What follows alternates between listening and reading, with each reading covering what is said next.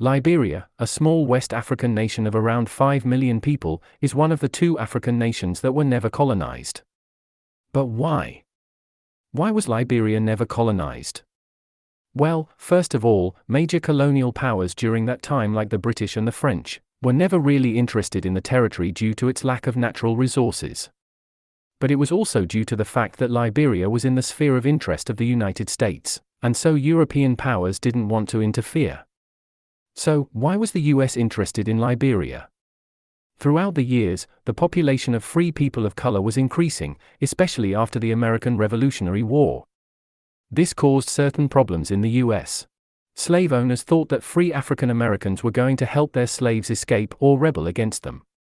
There were also many white Americans who believed that these free people of color were inferior to them, which made integration into the American society difficult for black people since white Americans did not want to live with them. This led to the creation of the American Colonization Society, otherwise known as the ACS. The ACS held negotiations with local leaders in the small West African region, which ended up with the ACS acquiring Cape Mesurado, which is a coastal territory near the current capital city Monrovia. The ACS started expanding in the region, which was met with resistance from local tribes. This led the ACS to building fortifications and finally giving the territory its current name, Liberia.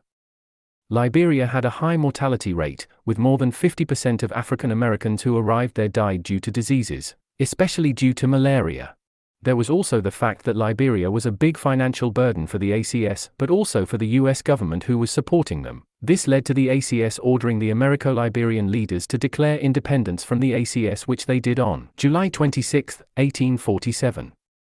It was first recognized by the British in 1848, but it was not recognized by the US at that time.